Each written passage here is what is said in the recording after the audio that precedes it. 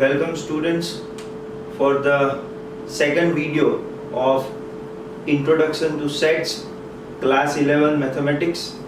Now आज हम थोड़ा आगे जाएंगे सेट्स चैप्टर में, बट आगे जाने से पहले हम एक रिवीजन छोटा सा कर लेते हैं कि कल हमने क्या सीखा था।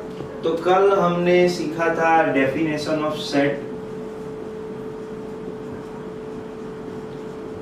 फिर आप बताओ, अगर आपने मेरा पहला वीडियो देखा है तो आपने उसमें और क्या क्या सीखा डेफिनेशन ऑफ सेट के साथ साथ। सेट को रिप्रेजेंट करने के दो बेसिक फॉर्म मैंने आपको सिखाया। कौन से? एक तो आया roster form,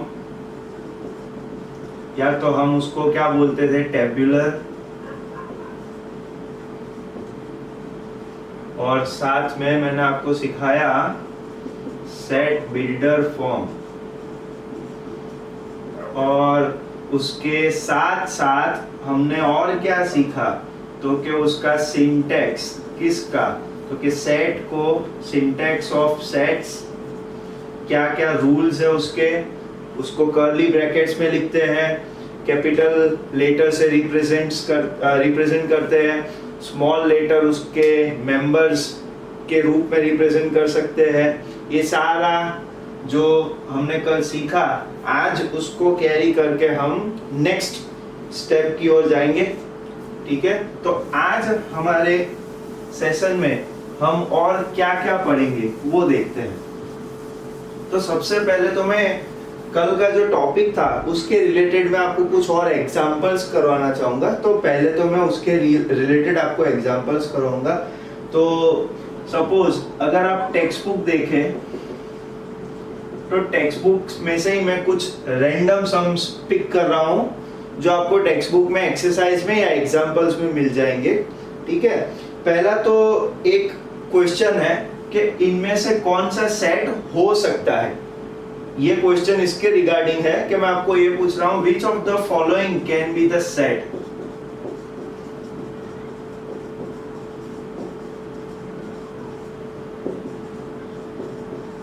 Which of the following can be the set?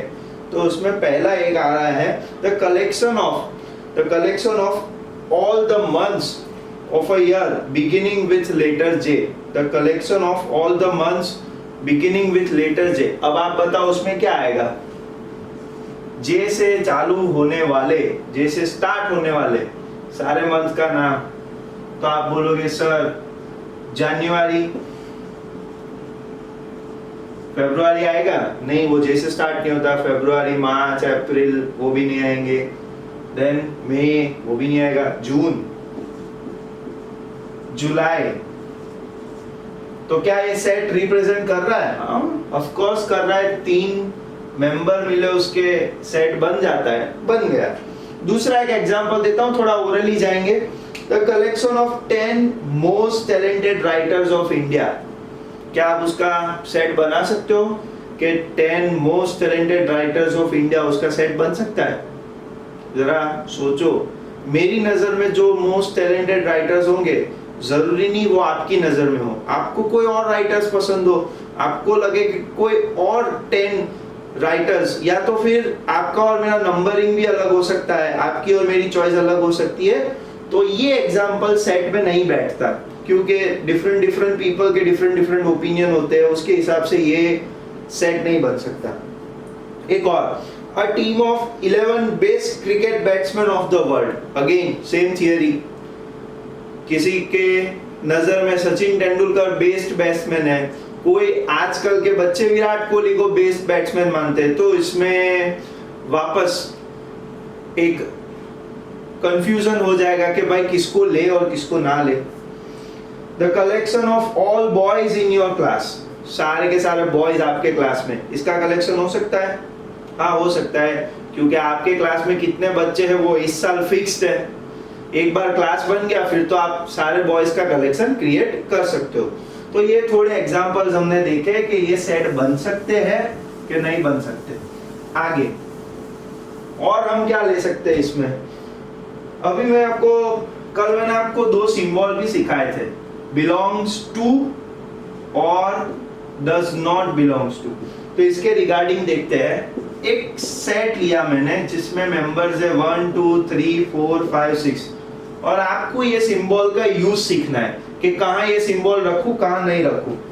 चलो 5 ब्लैंक ए, तो क्या आएगा यहाँ पे? बिलोंग्स टू आएगा कि डज नॉट बिलोंग्स टू? 5 ए में है कि नहीं है? आप बोलोगे है तो आएगा बिलोंग्स टू, ठीक है। फिर आता है 8 बिलोंग्स टू आएगा कि डज नॉट बिलोंग्स टू आएगा? 8 इस सेट में आपको दिख रहा है? नहीं दिख रहा तो क्या करोगे? डज नॉट बिलोंग्स टू का सिंबल लगाओगे। इजी है, समझ में आ गया? तो आगे चलते हैं, ठीक है।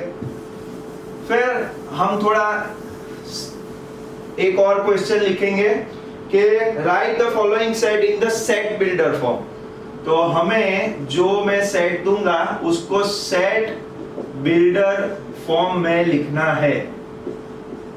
Write in set builder form. तो what is the given question? The given set is this 3 6 9 12। ये रोस्टर फॉर्म में लिखा हुआ है, इसको अभी सेट बिल्डर फॉर्म में कन्वर्ट करना है। कैसे करोगे? तो मैंने आपको कल सिखाया था, इसको कोई भी सेट का नाम दे दो। सपोज हमने इसको ए नाम दिया है, ए इज इक्वल्स टू सिंटेक्स। अगर आपको कल याद है, कल जो वीडियो में मैंने आपको दिखाया था उसका सिंटेक्स याद है, तो x एक वेरिएबल है, x इज टू 3n। देखो सारे 3 के मल्टीपल है। सबसे पहले हिडन पैटर्न फाइंड कर लो, सारे 3 के मल्टीपल है, ठीक है। तो x बराबर मैंने क्या लिया? 3 है। अभी n क्या लूंगा? n is belongs to natural numbers, क्योंकि सारे पॉजिटिव ही है तो नेचुरल नंबर। अब ये नेचुरल नंबर कहां तक जाएगा? ये n 3 1 जा 3, 3 2 जा 6, 3 3 जा 9, 3 4 जा 12। तो ये 4 पे ये n अटक जा रहा है। तो आप क्या पे तीसरी कंडीशन क्या आएगी? ये पहली कंडीशन नहीं है, दूसरी है। तीसरी कंडीशन आप क्या लगाओगे कि n इज लेस देन 5 भी चलेगा, अदरवाइज आप लेस देन और इक्वल टू 4 भी यूज कर सकते हो, ठीक है। बट हम यूज करेंगे लेस देन 5। आप लेस देन और इक्वल टू 4 यूज करोगे तो वो भी कोई रॉन्ग नहीं है, सही है। चलो, तो ये आ गया कि भाई a is equals to x, whereas x is equals to 3n, n belongs to capital N, that means natural numbers, and n is less than 5. Second है 5 25 125 625। अब ये एक है, तो ये 5:1 है, आप बोलोगे ये 5:2 है, ये 5:3 है और ये 5:4 है। आप तो समझ गए, आप लोग होशियार हो, ठीक है। तो अभी बस होशियार हो तो इसको सेट बिल्डर फॉर्म में लिखो। x whereas x is equals to 5 small n where n belongs to capital N। वापस यही कंडीशन आएगी, n is less than 5। बन गया ना? चेक कर लो, 5:1 आएगा 5, देख लो, समझ लो। 5:3 आएगा 125, बराबर किया ना? कुछ गलत तो नहीं लग रहा ना? ओके, चलो नोट इट डाउन। अब आगे चलते हैं।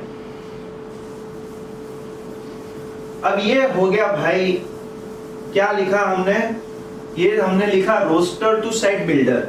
ये एक्चुअली तो वही था ना, रोस्टर से सेट बिल्डर में लिखा। तो अब उल्टा करेंगे, सेट बिल्डर से रोस्टर में लिखेंगे। तो write in the roster form. तो क्वेश्चन क्या है? चलो क्वेश्चन देखते हैं। a is equals to x whereas x is an odd number। Sir ये तो कितना इजी दिया। odd natural number, odd natural number। तो odd natural number तो ये तो सर बहुत इजी है, हमें आता है ये 1, 3, 5 अप टू इनफाइनाइट, है इजी। चलो एक और एग्जांपल इसके लिए लेते हैं। d is equals to x whereas x is a letter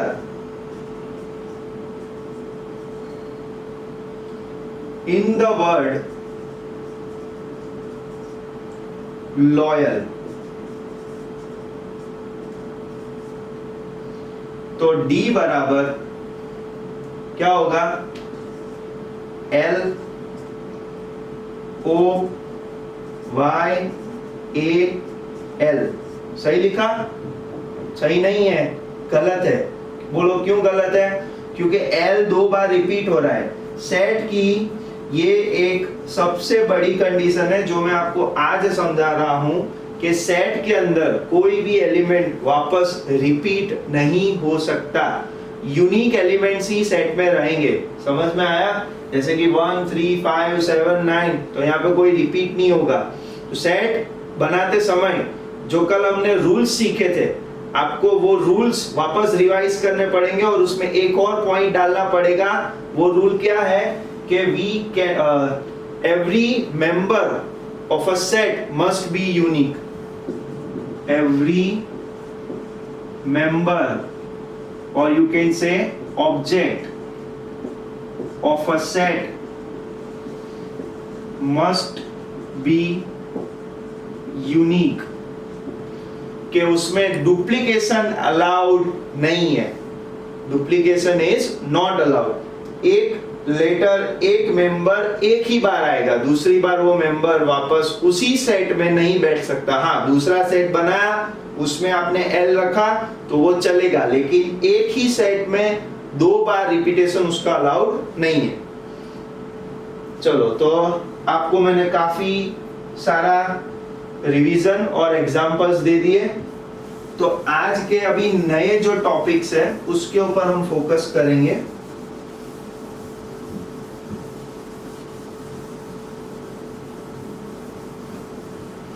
आज का पहला नया टॉपिक है, वो है टाइप्स ऑफ सेट्स। नोट्स बनाते रहिएगा दोस्तों, क्योंकि अभी हम बहुत सारा डेफिनेशन देखेंगे, तो आपको इसके रिगार्डिंग अलर्ट रहना पड़ेगा। ठीक है? सबसे पहली मेरी डेफिनेशन है एम्प्टी सेट। अब व्हाट इज एम्प्टी सेट? तो मैं बोलता जाता हूं और साथ में यहाँ पे लिखूंगा भी, आप लोग भी ध्यान से सुनिएगा। पहले समझा देता हूं, एक काम करता हूं। एम्प्टी सेट मतलब सिंपल डेफिनेशन, आपको नाम से ही समझ में आ रहा है, वो जिस सेट में कोई मेंबर नहीं हो उसको एम्प्टी सेट बोलते हैं। लेकिन मैथमेटिक्स वालों को क्या है, हर एक डेफिनेशन को थोड़ा डिटेल में लेने की आदत होती है, तो उसको जरा डिटेल में लिखते हैं। क्या set is said to be empty और नल और वॉइड सेट। 3 नाम है भाई इसके, लिख लो, आप जरूर लिखो। A set is said to be empty or null or void set। ध्यान से देखना, 3 नाम है, empty, null और void set if it has element, if it has no element, sorry, if it has no element and it is denoted by the symbol phi। आप उसको ऐसे भी दिखा सकते हो, ये सिंबल है जिसको मैं इन्वर्टेड कॉमा में लिख रहा हूं, और 2 कर्ली ब्रैकेट्स बीच में कुछ नहीं, ये दोनों सिंबल चलेंगे नल सेट को दिखाने के लिए। ठीक है? तो ये उसकी डेफिनेशन है, आप लोग लिख लीजिए। A set is said to be empty, 3 नाम है, empty और null और void set if it has no element and it is denoted by phi or the curly brackets, blank curly brackets। ठीक है? तो नेक्स्ट डेफिनेशन की ओर चलते हैं। उसका एक एग्जांपल भी दे देता हूं empty set का, तो आपको ज्यादा समझ में आएगा। सपोज के set A is equals to X whereas X belongs to R। मैं सेट बिल्डर का ज्यादा यूज करूंगा ताकि आपको सेट बिल्डर्स ज्यादा अच्छे से समझ में आ जाए, क्योंकि मैथ्स में ज्यादातर यूज अभी सेट बिल्डर होगा 11th में। रोस्टर फॉर्म उतना इजीली यूज नहीं होता है और थोड़ा जो कॉम्प्लिकेटेड होता है वो ज्यादा यूज में आएगा मैथ्स में। तो X whereas X belongs to R, और इधर आएगा x square is equals to -2। x ढूंढो जबकि x स्क्वायर की वैल्यू है -2, तो मतलब इसका मतलब है कि x रियल नंबर का मेंबर है। x किसका मेंबर है? रियल नंबर्स का। तो अगर आपको x² -2 दिया है तो आपको बोला है कि भाई x क्या है, तो x तो भाई एक ही चीज हो सकती है इसके ऊपर से, जो है -2 का स्क्वायर रूट। सर हम तो 10th स्टैंडर्ड में ऐसा पढ़ गए कि नेगेटिव नंबर का स्क्वायर रूट नहीं निकल सकता। हाँ तो नहीं निकल सकता, सही बात है, क्योंकि आप 10th तक पढ़े वहां तक तो यही बात सच है कि भाई नेगेटिव नंबर का स्क्वायर रूट नहीं निकल सकता।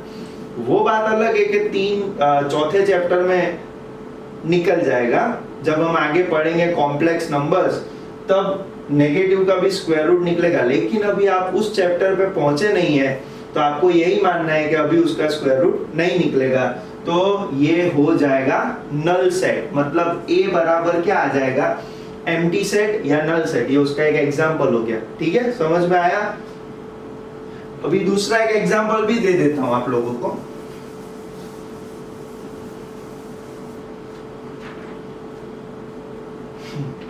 x b बराबर x belongs to n, sorry, x whereas x belongs to n, also 5 is less than x is less than 6। Sir क्यों मजाक कर रहे हो? नेचुरल नंबर एक तो आपने लिखा है कि x नेचुरल नंबर का मेंबर है, और आप बोल रहे हो कि 5 और 6 के बीच में एक और नेचुरल नंबर ढूंढ के निकालो। तो 5 और 6 के बीच में कोई नेचुरल नंबर आता ही नहीं है। बस तो फिर मैं एग्जांपल भी उसी का दे रहा हूँ, किसका? Empty set. कोई नहीं आता तो आंसर आएगा नल सेट। ठीक है, चलो ये एम्प्टी सेट आपको क्लियर हो गया। अभी नेक्स्ट, इसके बाद आता है सिंगलटन सेट। ध्यान से सुनना, सिंगलटन सेट। सिंगलटन सेट मतलब जिस सेट में खाली एक ही मेंबर हो उसको सिंगलटन सेट बोलते हैं। जिस सेट के अंदर एक ही मेंबर हो उसको सिंगलटन सेट बोलते हैं। उसकी भी definition, a set consisting of a single element is called a singleton set। ठीक है, क्या? Set consisting of a single element is called a singleton set। Simple है, इसमें कुछ इतना नया नहीं है। ठीक है, आपको इजीली समझ में आ सकता है, ऐसा है। आगे उसके बाद आता है फाइनाइट सेट और इनफाइनाइट सेट, जो मैंने आपको कल बताया था कि मैं आपको बहुत जल्द उसके बारे में लिखाऊंगा। फाइनाइट सेट मतलब अगर आपको याद है तो क्या आएगा कि जिस सेट के मेंबर या ऑब्जेक्ट्स या एलिमेंट्स आप काउंट कर सकते हो वो होगा फाइनाइट सेट। तो यहाँ पे उसकी डेफिनेशन एक बार मैथमेटिकल डेफिनेशन हम लिखेंगे। A set is called a finite set if it is either void set or its element can be listed और काउंटेड। सर ये डेफिनेशन थोड़ा समझ में नहीं आई। आपने बोला कि फाइनाइट सेट या तो वॉइड सेट हो सकता है या तो उसके एलिमेंट काउंट हो सकते हैं। हाँ तो सही है ना, कोई सेट अगर बना ही नहीं मतलब उसमें एलिमेंट है ही नहीं, तो आपको पता तो है ना कि उसमें जीरो एलिमेंट है। तो जीरो एलिमेंट है वो आपको पता चला, एक तरह से आपको काउंट मिला। काउंट क्या है? जीरो। और जिसके एलिमेंट आप इजीली गिन सकते हो तो वो भी आप किस में गिनोगे? फाइनाइट में ही गिनोगे। जैसे कि अभी एक एग्जांपल देखा था 3, 6, 9, 12, तो 4 एलिमेंट आपने गिन लिए, दैट्स गुड। 4 एलिमेंट गिन सके तो वो किस में आएगा? फाइनाइट सेट में आएगा। ठीक है, इसके ऊपर से एक और फर्दर डेफिनेशन है, तो वो डेफिनेशन हम देखते हैं।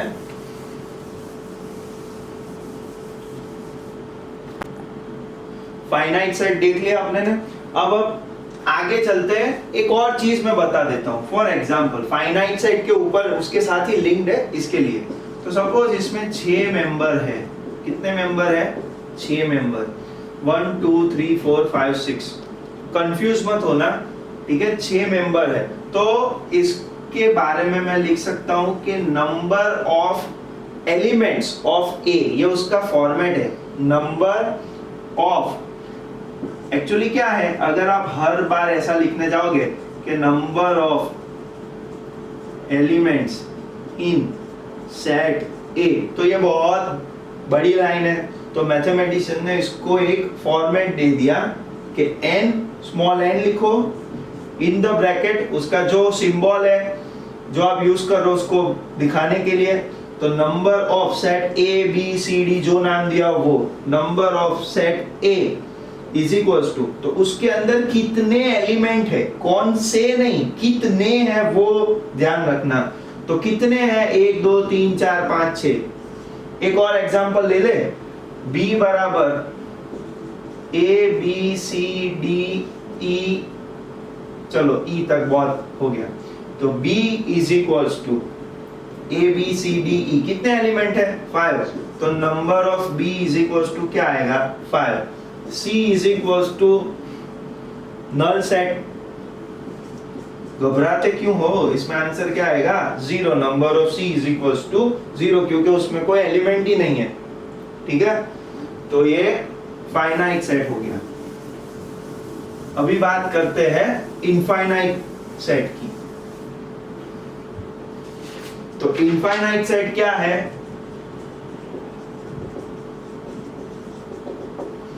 Infinite set, a set whose elements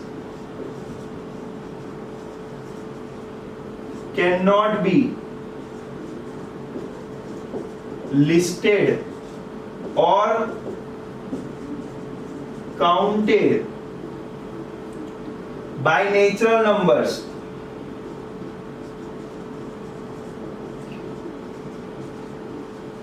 क्यों? आप काउंट तो नेचुरल नंबर से ही कर रहे हो ना, कितने एलिमेंट है वो फिगर तो नेचुरल नंबर ही देगा, उसमें तो होल नंबर या रेशनल या ऐसा तो कुछ आएगा नहीं। कितने मेंबर है वो तो ऑलवेज एक नेचुरल नंबर ही होगा। तो a set whose elements can not be listed और counted by natural numbers for any natural number n, for any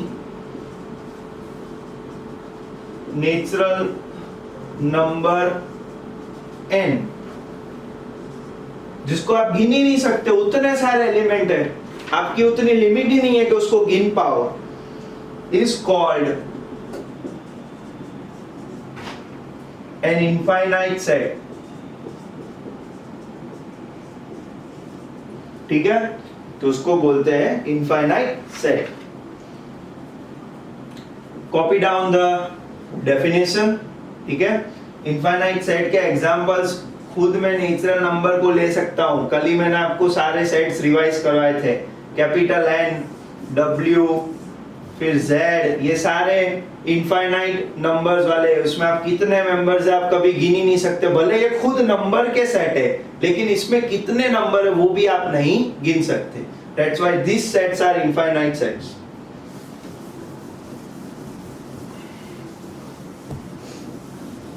and इसके बाद आता है equal sets, sorry equivalent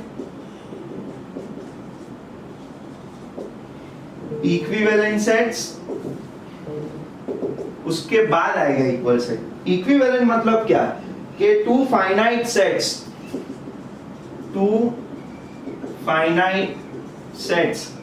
A and B are equivalent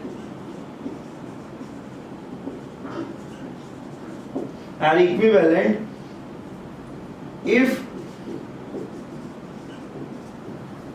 their number of elements are same। मतलब अरे भाई जितने member A में है उतने मेंबर बी में है, तो उसको बोलेंगे इक्विवेलेंट। अभी उसके ऊपर से आपको इक्वल का डेफिनेशन पता चल गया होगा। ठीक है, इक्विवेलेंट अलग है, याद रखना।